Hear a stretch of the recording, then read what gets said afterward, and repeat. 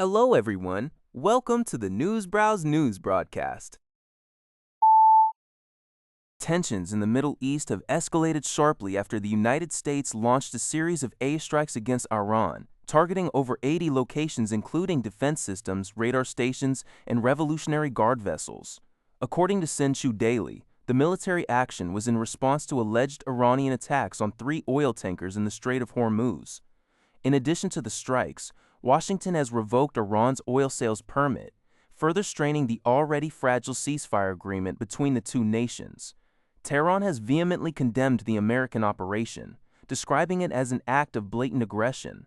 Iranian officials, including military advisors to the supreme leader, have warned that the nation is prepared to deliver a devastating response to these attacks.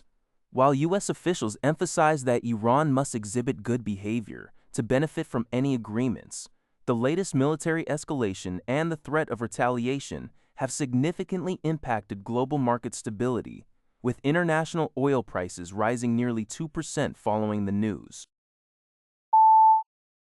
A Chinese industry regulator has issued a warning regarding a potential security backdoor in Claude Code, an AI-powered coding tool developed by the U.S. startup Anthropic. As reported by CBS News, China's National Vulnerability Database alleged that the software could transmit sensitive information, such as user identities and location data, to company servers without consent. While Anthropic officially restricts access to its products in China, the tools remain reachable via VPNs and proxy services.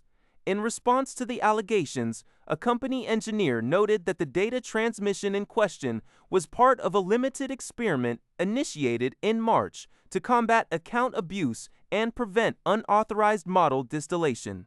Anthropic confirmed that this feature was already in the process of being rolled back. Meanwhile, reports indicate that the Chinese tech giant Alibaba has moved to ban the use of the tool among its employees due to these security concerns.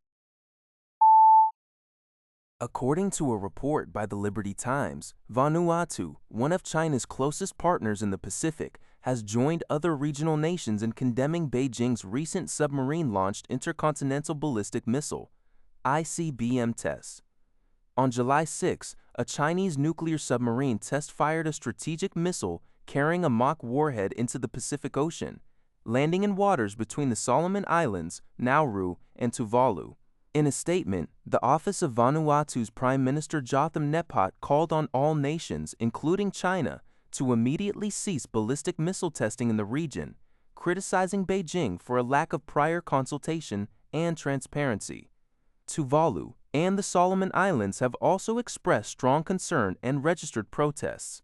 Meanwhile, Australian Prime Minister Anthony Albanese announced that leaders of the Pacific Islands Forum, an 18-member regional organization, are currently circulating a draft of a strongly worded joint statement to formally condemn China's missile tests.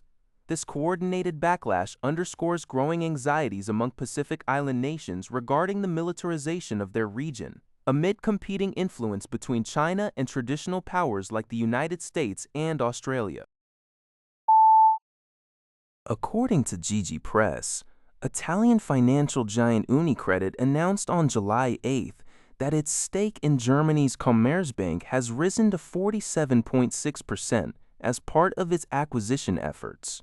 On a voting rights basis, UniCredit's holding has reached 49.7%, bringing the Italian lender very close to securing majority control. However, the takeover bid faces intense resistance.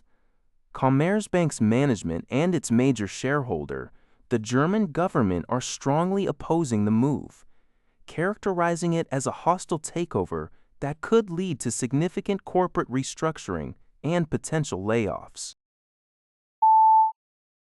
According to a report by NPR, President Donald Trump announced on Wednesday morning during a press briefing in Turkey that the ceasefire agreement between the United States and Iran has officially come to an end. Despite declaring the end of the temporary truce, President Trump did not completely dismiss the possibility of ongoing diplomatic negotiations, stating that he has not ruled out the continuation of talks aimed at permanently ending the war with Iran. The announcement, featured on NPR's Morning Edition, highlights the heightened tensions and uncertain diplomatic path forward between the two nations as they navigate the breakdown of the temporary ceasefire. That's all for this video. Thank you for watching. See you in the next video.